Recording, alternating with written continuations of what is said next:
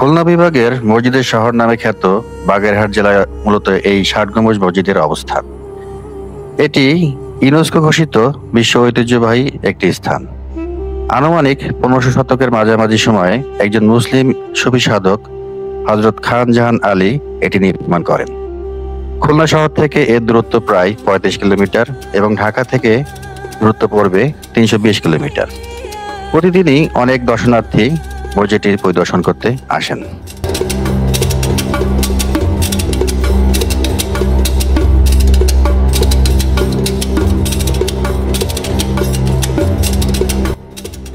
আমরা এখন বাগেরহাট জাদুঘরে প্রবেশ করব। এখানে জাদুঘরটা আমরা একটু ঘুরে ঘুরে দেখবো।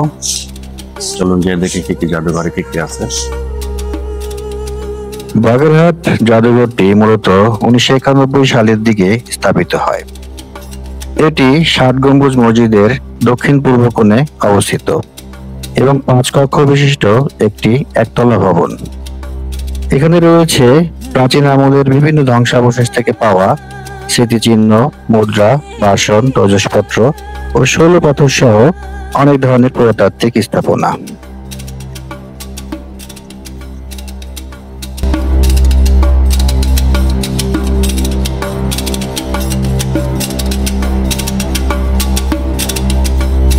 এই জাদুঘরটির সবচেয়ে আকর্ষণীয় বিষয় হচ্ছে এখানে খান জাহান আলীর রেখে যাওয়া ঐতিহাসিক কবির কালাপাহাড়ের মমি বা ডামি রয়েছে। প্রাপ্ত তথ্য মতে এটি তার মৃতদেহ অথবা চামড়া দিয়ে তৈরি করা হয়েছে, তবে এর মাথাটি সম্পূর্ণ কৃত্রিমভাবে প্রস্তুত করা।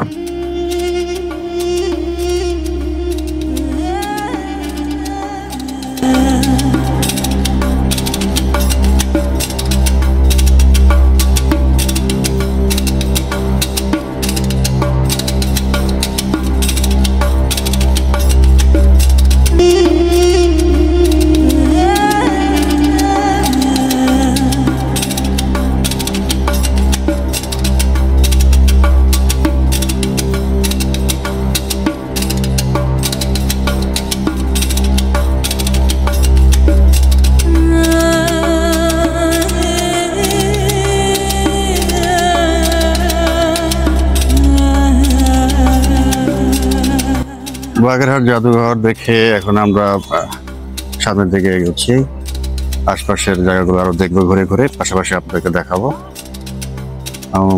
আশপাশের সিনারিটা খুব সুন্দর, আসলে খুব সুন্দর সিনারি এখানে, আপনারা যদি একটু দেখেন।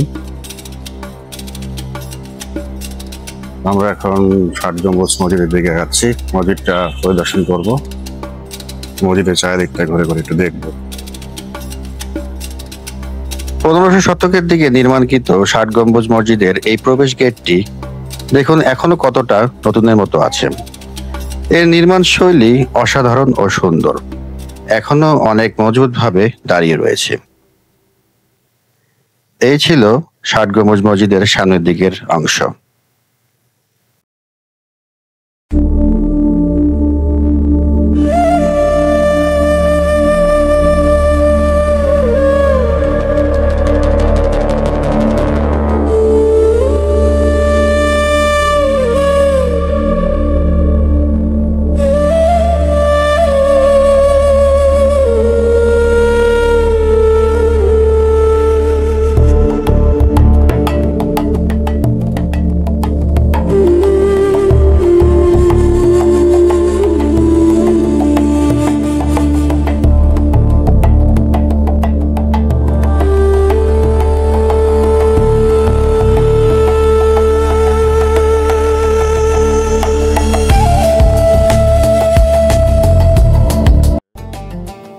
যদিও এই মসজিদের গম্বুজ সংখ্যা ৮১টি, যা ৬০টি পিলারের উপর অবস্থিত, পরবর্তীতে কালের বিবর্তনে লোকমুখে এটি ৬০ গম্বুজ নামে মসজিদ নামে পরিচিত হয়। আমরা যদি খুব কাছ থেকে এই দেয়ালটি দেখি, দেখুন এর নির্মাণ কাজ কতটা সুন্দর।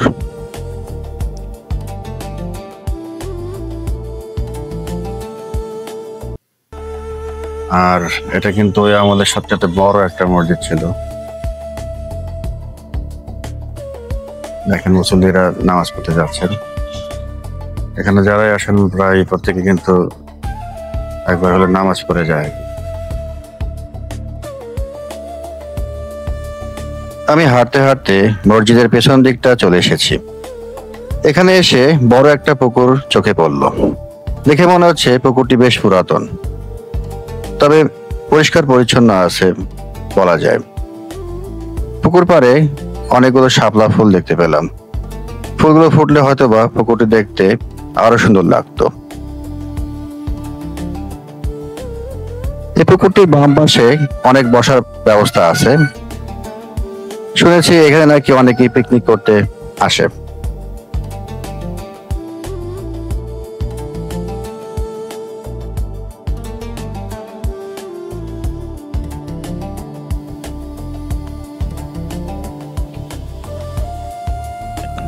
এটা ছিল মসজিদের পিছনের অংশ।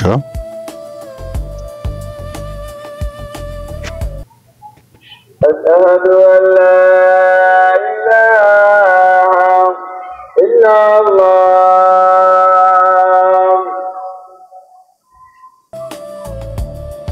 তো আমি বাগেরহাট জাদুঘর এবং ষাট গম্বুজ মসজিদ ও এর আশপাশের জায়গাগুলো ঘুরে ঘুরে দেখে আজকের মতো চলে যাচ্ছি। আপনারা চাইলে এই ঐতিহাসিক দর্শনীয় মসজিদটি ভিজিট করতে পারেন।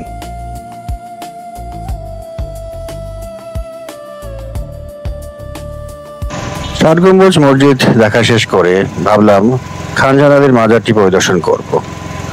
মাজারটির অবস্থান খুবই কাছাকাছি ষাট গম্বুজ মসজিদ থেকে।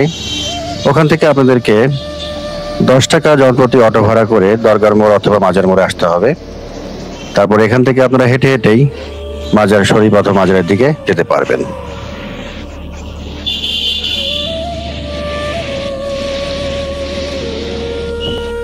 মাজার রোডে যাওয়ার পথে এবং মেন রাস্তার কাছাকাছি দর্শনার্থীদের থাকার জন্য একটি আবাসিক হোটেলের ব্যবস্থা আছে। বাংলাদেশ পর্যটন কর্পোরেশন এই আবাসিক হোটেলের ব্যবস্থা রেখেছে।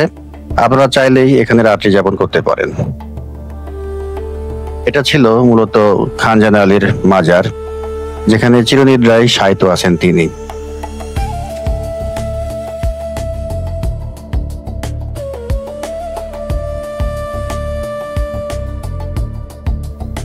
মাজার শরীফের পাশে থাকা এই পুকুরটিতেই ছিল হযরত খান জাহান আলী নিয়ে আসা কালাপাহাড় নামক কুমিরটি।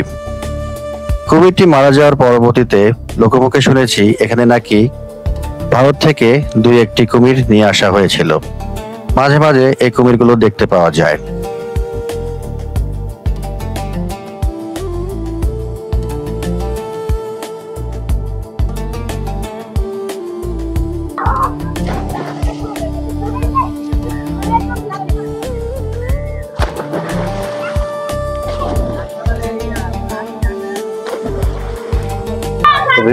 কুমির দেখার সৌভাগ্য মনে হয় আজকে আর নেই। নিরাশ হয়ে আবার চলে যাচ্ছি আমরা বাগেরহাটের ষাট গম্বুজ মসজিদ এবং খান জাহান আলীর মাজারটা পরিদর্শন করে আমরা চলে যাচ্ছি। তো আশা করি ভিডিওটি আপনাদের ভালো লাগবে। যদি ভালো লেগে থাকে লাইক কমেন্ট দিয়ে অবশ্যই শেয়ার করবেন। পাশাপাশি নতুন নতুন ভিডিও দেখার জন্য সাবস্ক্রাইব বাটনে ক্লিক করবেন। ধন্যবাদ সবাইকে।